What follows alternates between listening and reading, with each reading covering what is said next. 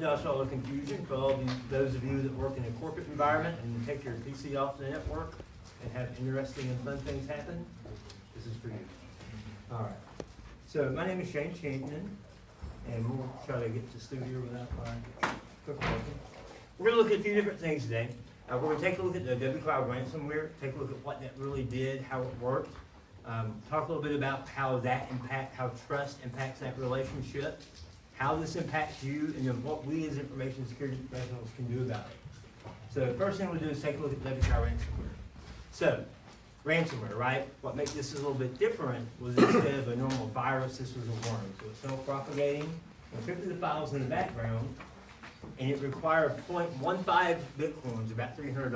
And if you had the worm hit your computer, you got this screen with a handy countdown timer informing you that you had to pay your $300 about US exchange rate. It also changed your desktop wallpaper to let you know that your files are encrypted, just in case you missed the first one.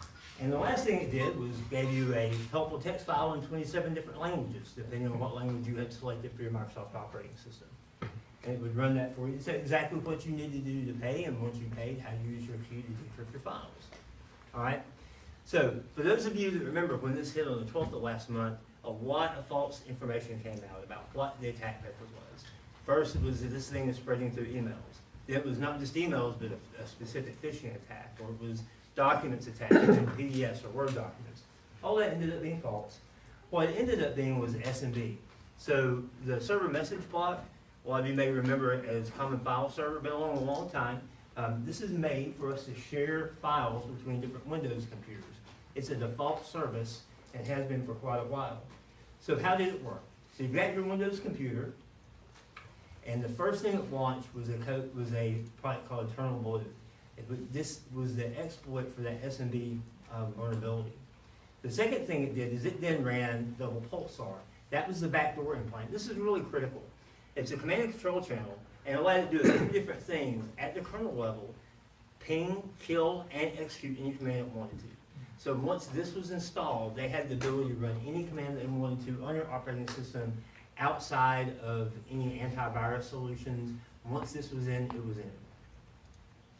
Then what's important about this is both of these tools are actually NSA tools. Now, we'll talk about this in a little bit, but interestingly enough, the NSA tools, their equation group was folks that came up with that, were hacked by a group called Shadow Brokers. They released this on the exact same day, March the 14th, that Microsoft released the SMB patch vulnerability. Then it installed the worm on your computer. It encrypts your files, you get the ransomware screen. Then it goes back and it says what SMB shares are connected to this device. And it attempts to find those. It propagates itself. Each one it finds is open to TCP port 445. It automatically pushes itself to, and it starts the process all over again. Now, what we want to do is take a little deeper under the hood of the computer itself to look at what this is actually doing. So, do you guys know that they actually found the perpetrator for this? Did you hear that today? They identified it? This is probably going to surprise nobody. The perpetrator ended up being Chinese, anonymous, Russian, North Korean APT hackers that kind of take selfies when they're not supposed to. Right? Because that's who every big attack comes from. It's got to be the Chinese, the Russians, and they don't know. And the reason is because as they look at the code, they find different little bits from different things. Where the coders, the hackers, have taken a little bit of code from this virus, a little bit from this, some of it's NSA tool, some of it's Microsoft stuff, and they put it all together. It connects over port 443, Eternal Blue and double pulsar we've already talked about, and that in turn installs a service on your computer, the MS service. Why MS service? Because it's supposed, if somebody casually looks at it, it's supposed to look at something Microsoft really did for you. Then it's going to go and do a check back out to the internet. Now, for those of you that were actively hands-on involved in this incident, remember this is kind of how it ended up getting shut down. But it checks for existence of the domain. If that domain was not there, it then drops a task schedule, which creates the encryption program. Then it goes and searches out other computers, all right, and exploits itself from vulnerable systems. What's interesting is the complexity. And there's some really good write-ups. One of them The FireEye has a really, really, really good technical write-up of this. So we're gonna look at these two services that are running once the worm actually installs itself on your computer. It does a few things. First of all, it sets up itself as its own service back in your registry. And so it rewrites the registry, it puts the ransom note in your background, has that ready to go, and then this is part of the script it runs, and this is really important for some stuff we're going to talk about later. Now it has command line execution.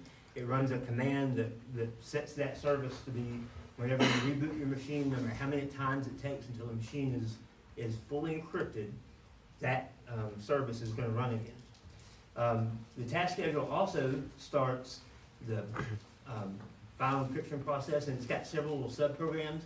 BWNRY, which is their wCry definition, takes a screenshot for your background and puts that in place. And then it goes to your computer, and this is where it gets really interesting for us in terms of how to prevent it and what to do about this. Once it starts its encryption process, first it copies all of your files. Once that file is copied, then it encrypts the file. And once the file is encrypted, it goes back and deletes the original file.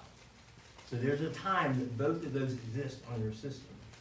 Once that's done, it then runs this decryption utility. So in those instructions, it tells you if you pay your $300, then you go back and it gives you the key, and this is the process it runs to decrypt using that key.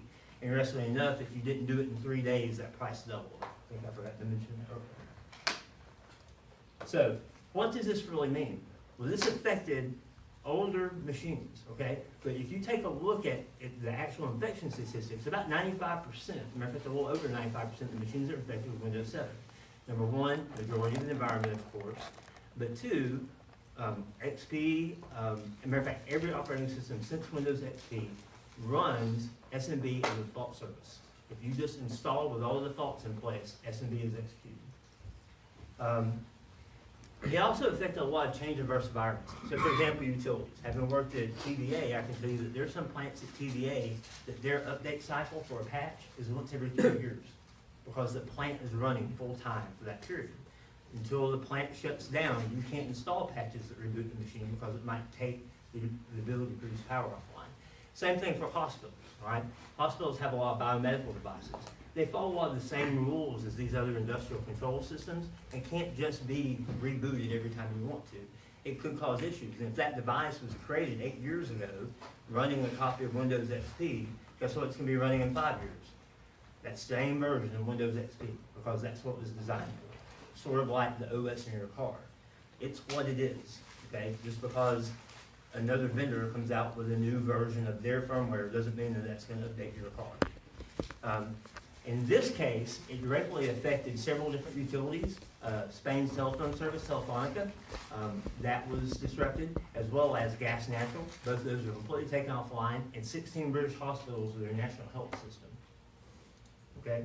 So change cycles becomes very important. So when we talk about changes, when you take a look at most malware that we see in the wild, one of the chief ways to stop that is to make sure your systems are patched. But as we've discussed, not all industries can just say, we're going to patch all our machines in 5 days once that patch comes out. Because the systems themselves may be adverse to being rebooted or flipped that often. So this is a graph, this is from Cisco, and it shows honeypots that they have out on the internet. And you see that on the 12th of last month, when the wCry virus hit, wCry, wCry is the abbreviation, how fast they started seeing traffic happen to the honeypots as those devices were compromised, and it went out to try to find additional SMB shares. At the end of the day, over 200,000 computers were infected in over 150 different countries. There were some really cool maps. Intel put out a map that kept track of that in real time, and you could watch. You can go look at it now, but it's dead still because most of that traffic has been killed. At the end of the day, it's important to remember that we really dodged a bullet with this. So this is taking a look through Cisco service at DNS queries that they were tracking as of May the 12th. And you see that sudden spike for wCry.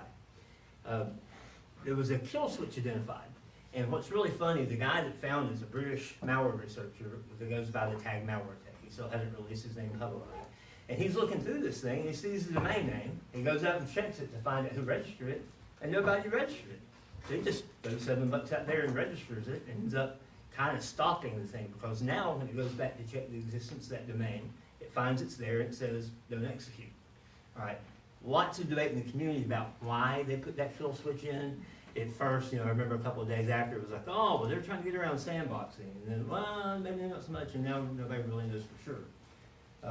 But you do see that as of the date they registered it, when you take a look at DNS hits, you see a sudden drop-off in that. Classic blunder, right? It was a stupid thing to do. The guy ended up only making about $18,000 for all his ransomware. Even though, very intelligently and interestingly enough, one of the things the malware creator did was he let it run for 3 days before turning it on. That way it propagated itself out over enough networks that 1 or 2 quick system admins couldn't shut it off. Okay, so we're going to look at another worm to compare the two, wCry and Conficker, which happened in 2008. Because this made a lot of news. This is the first time I've had my dad call me to ask me about a virus because he saw it on the news. So it got around a lot. How big was it by comparison? Well, wCry only got about 200,000 PCs. Conficker, 9 to 15 million. We still don't know exactly how many different computers that got into. And I'll tell you, interesting enough, I found a very old PC when I was working at TBA last year where we found this virus still existed. Over 190 countries for Conficker versus 150. And when you take a look at the scale of the kind of places that Conficker was able to get into, it shut down governments and military organizations, okay? Not that hitting 16 hospitals isn't important, but just kind of put this in perspective. The scale is a little bit different. So, what does this mean? Nothing special, just another worm, but this one, unlike Conficker, had a kill switch, which is really important for us. That enabled us to get around what could have been a very significant impact because every version of Windows for a very long time has been running this. Okay? The other thing was that this exploited a patch using NSA tools, both released on the same day. All right? What does this mean? This means we now have to start thinking about patch alerts also being the menu list for the next tag. Okay? These guys are taking a look at viruses or patches are released and saying, well, we know it's going to be months or years before most people update their systems. What can we do to exploit this? So now we have to start thinking about our patch cycles differently, particularly when you see something like the patch that came out on March the 12th. With that particular patch, every single Windows operating system it listed was critical, which is unusual. This also executed code at the kernel level. And at the end of the day, let's keep in mind here, as big as it was, we still got lucky. This thing went really, really fast because of one guy doing something by accident. And when you go and read his blog, he calls it the accidental success. He didn't really know that was going to shut it off at the time. He just found the domain name, saw it was unregistered, registered it, and next thing you know, he's getting interviewed by everybody. Okay? So, how long have we been vulnerable to wCry? All right? So, top 2 survey answers on the board. Anybody want to take a guess? Forever. Forever. How about a little bit more specific? 1980. 1980. That's the wrong answer. Top survey answer is 2002. Okay? 2002. 15 years this vulnerability existed. Okay? Nobody else knew what SMB was. So, the next thing we're going to talk about is trust and how this impacts what happened with the wCry virus. So let's start by doing this. Trust really works both ways, right? Anything that can be used for good can be used for evil. For example, if you have a car and you drink, that now becomes not just something to get your kids to soccer practice, it becomes a weapon, right? Knives. Who doesn't have a knife in their house? Give it to a serial killer, you got a problem. Fertilizer. Use it for your yard. Give it to Tim McVeigh. Now you've got America's worst domestic bombing. And selfies. Okay? Most people have no business taking selfies. That's just kind of self-explanatory. So, how the internet started. ARPANET. Most of you probably know this, but for those of you that don't, during the 70s, the United States was really afraid, what happens if a nuclear war hits? And we can't communicate to other cities. So they started establishing this network to connect military bases. Well, the driver behind that was a lot of the colleges around those military bases. So they started connecting those.